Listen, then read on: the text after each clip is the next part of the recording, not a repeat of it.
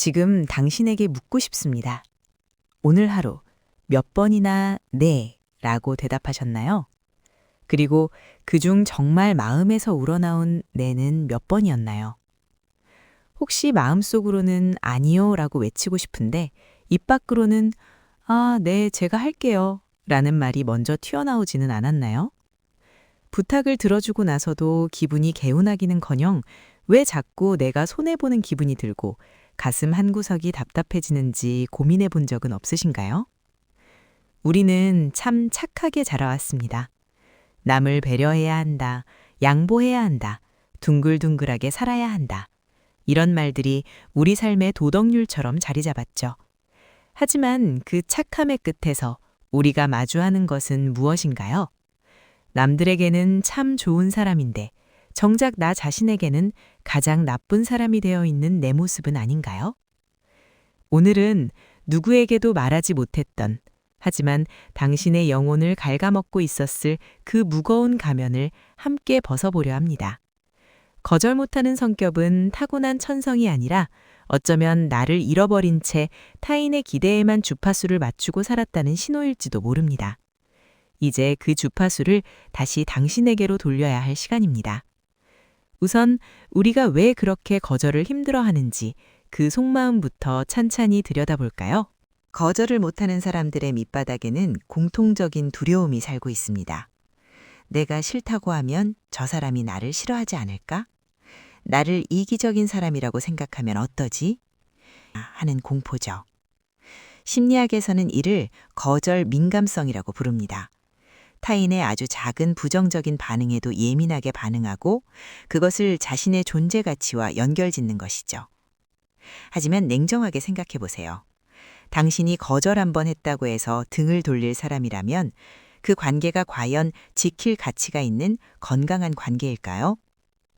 사실 당신은 거절을 못하는 게 아니라 미움받을 용기가 부족했던 것일지도 모릅니다. 모두에게 좋은 사람이 되려는 욕심은 역설적으로 그 누구에게도 진실한 사람이 되지 못하게 만듭니다.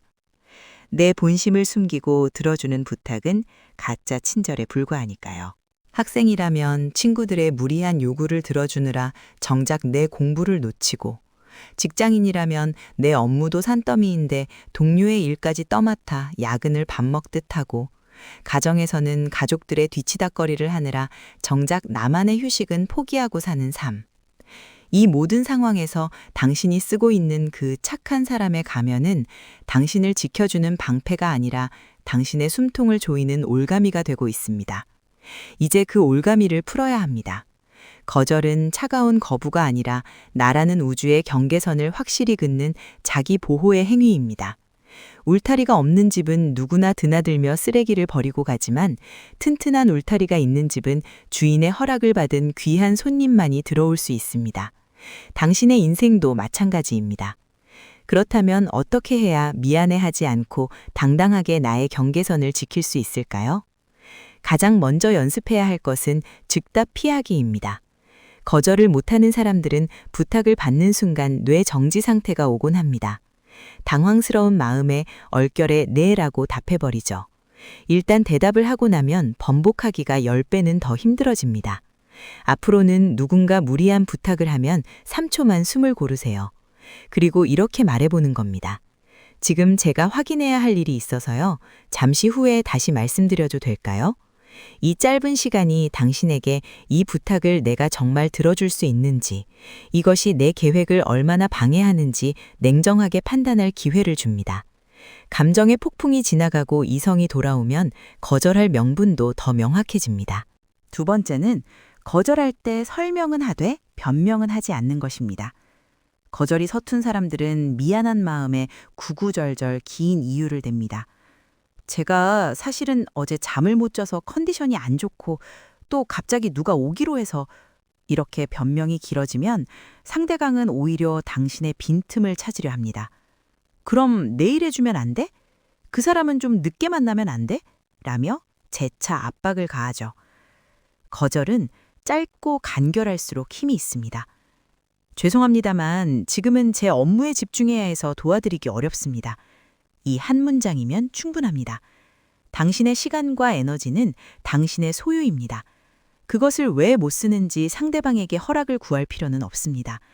거절의 이유는 당신의 사정이지 상대방이 평가할 대상이 아니니까요. 직장 생활에서의 거절은 더 전략적이어야 합니다. 무작정 못합니다 라고 하는 것이 아니라 우선순위를 보여주는 것이죠. 상사가 새로운 일을 들고 오면 당황하지 말고 이렇게 말씀하세요. 부장님, 지금 제가 진행 중인 A 프로젝트와 B 프로젝트가 있습니다. 이 새로운 일을 맡게 되면 기존 프로젝트의 마감이 늦어질 수 있는데 어떤 것을 먼저 처리할까요? 이것은 거절이 아닙니다. 당신의 현재 상황을 객관적인 데이터로 제시하고 선택권을 넘기는 고도의 소통 기술입니다. 이렇게 하면 상대방은 당신을 거절하는 사람이 아니라 일을 체계적으로 관리하는 프로로 인식하게 됩니다. 관계의 측면에서도 거절은 반드시 필요합니다. 특히 나를 소모품처럼 여기는 소위 에너지 뱀파이어들에게는 더욱 그렇습니다. 그들은 당신의 착한 심성을 이용해 끊임없이 푸념을 늘어놓거나 자신의 감정 쓰레기통으로 당신을 사용하려 합니다. 이런 사람들에게 거절을 못하면 당신의 영혼은 금방 방전되고 맙니다. 친한 친구가 전화를 걸어 몇 시간째 똑같은 고민을 늘어놓는다면 힘들게 다 들어주지 마세요. 정말 힘들겠구나. 그런데 내가 지금은 10분 뒤에는 일어나야 해. 라고 미리 한계를 정하세요. 경계선을 긋는 것은 상대를 미워해서가 아니라 우리가 오랫동안 건강하게 만나기 위해 필요한 최소한의 안전장치입니다. 여러분, 혹시 착한 아이 증후군이라는 말을 들어보셨나요? 어린 시절에 부모님이나 선생님께 칭찬받기 위해 자신의 욕구를 억누르고 타인의 비위를 맞추던 습관이 성인이 되어서도 남아있는 상태를 말합니다. 이런 분들은 거절을 하면 마치 죄를 지은 것처럼 가슴이 두근거리고 잠을 못 이루기도 하죠. 하지만 기억하세요. 당신이 들어준 그 수많은 부탁 중에서 상대방이 진심으로 고마워한 것은 몇 번이나 될까요? 안타깝게도 호의가 계속되면 권리인 줄 압니다.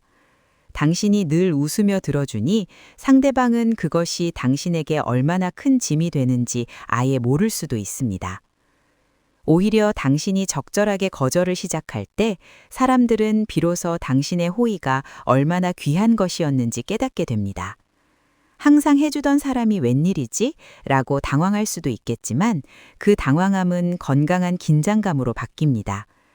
당신을 만만한 사람이 아니라 자기 주관이 뚜렷하고 존중해야 할 사람으로 다시 보게 되는 계기가 되는 것이죠.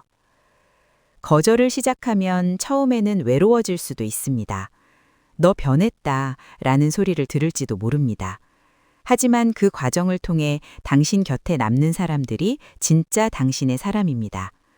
당신이 부탁을 거절해도 여전히 당신을 존중하고 곁에 머무는 사람, 그런 사람들이야말로 당신의 진짜 스펙이자 자산입니다. 당신의 거절이라는 필터를 통과한 맑은 관계들만 남겨두세요. 이제 거절의 기술을 넘어 나답게 살기에 대해 더 깊이 이야기해 볼까요? 거절을 못한다는 것은 결국 내 삶의 주도권이 외부에 있다는 뜻입니다. 남들이 원하는 모습으로 살기 위해 내 본심을 억누르다 보면 나중에는 내가 정말 무엇을 좋아하고 무엇을 싫어하는지조차 헷갈리게 됩니다. 심리학자 도널드 위니콧은 진짜 자기, 트루 셀프와 가짜 자기, false self에 대해 말했습니다. 우리는 사회생활을 위해 어느 정도 가짜 자기를 연기하며 삽니다. 예의를 차리고 싫어도 웃어주는 것이죠. 하지만 문제는 이 가짜 자기가 진짜 자기를 완전히 덮어버릴 때 발생합니다. 내 안에 진짜 목소리는 비명을 지르고 있는데 겉으로는 늘 온화한 표정만 짓고 있는 상태. 이것이 지속되면 우울증이나 공허함이 찾아옵니다.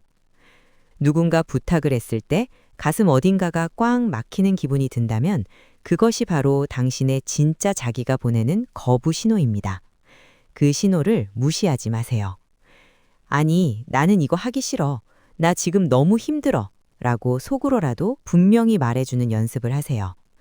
내 마음의 소리를 인정해주는 것만으로도 거절의 용기는 절반 이상 채워집니다. 나답게 산다는 것은 모든 사람에게 사랑받기를 포기하는 것과 같습니다.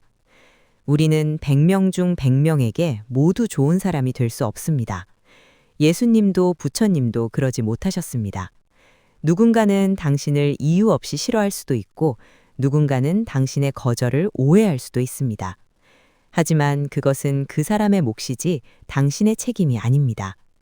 당신의 에너지는 한정되어 있습니다. 그 소중한 에너지를 당신을 이용하려는 사람들에게 낭비하지 마세요.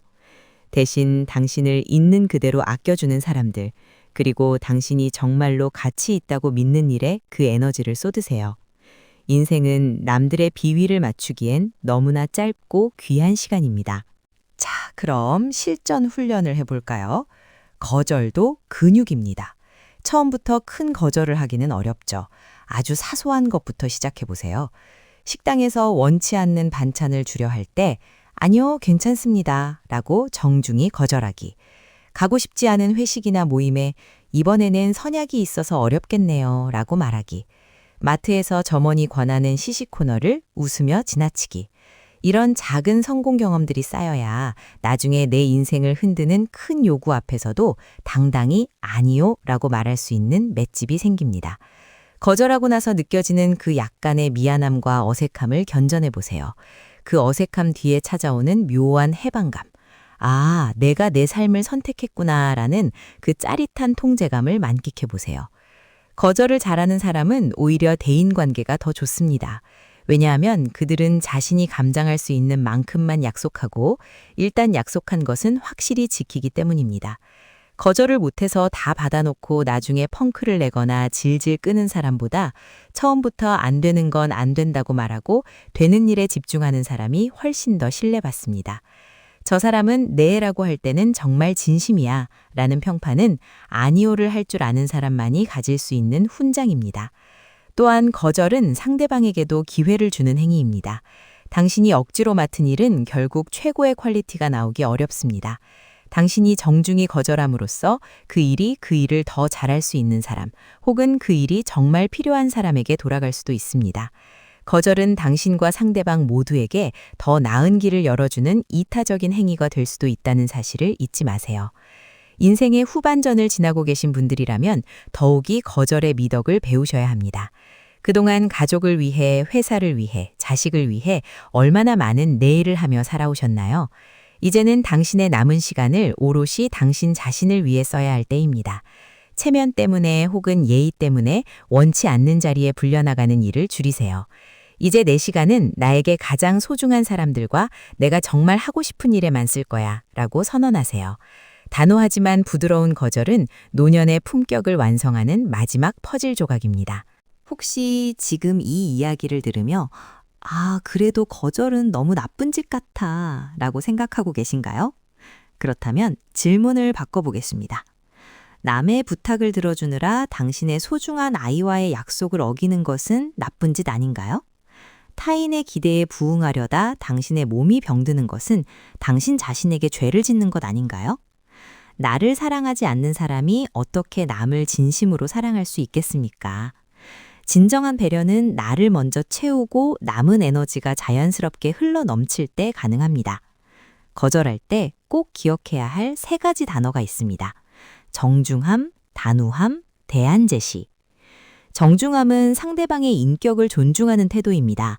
말씀은 감사하지만, 제안해 주셔서 고맙지만 같은 쿠셔너를 사용하세요. 단호함은 당신의 결정을 명확히 전달하는 것입니다. 생각해 볼게요 라는 애매한 말은 상대에게 헛된 희망만 줍니다. 안 되는 것은 지금 당장 안 된다고 말하는 것이 상대에 대한 예의입니다. 대안 제시는 가능하다면 다른 방법을 알려주는 것입니다. 제가 직접 도와드리기는 어렵지만 이런 자료를 참고해 보시는 건 어떨까요? 혹은 이번 주는 힘들지만 다음 주라면 가능할 것 같아요. 물론 대안 제시는 필수 사항은 아닙니다. 당신이 여력이 안 된다면 그냥 거절만으로 충분합니다. 중요한 것은 당신의 마음이 편안해야 한다는 점입니다. 여러분, 노라는 단어는 영어에서 가장 짧은 단어 중 하나지만 가장 강력한 힘을 가진 단어이기도 합니다. 이 짧은 단어 하나가 당신의 주말을 되찾아주고 당신의 자존감을 지켜주며 당신의 인생을 타인의 손에서 다시 당신의 손으로 가져다 줍니다.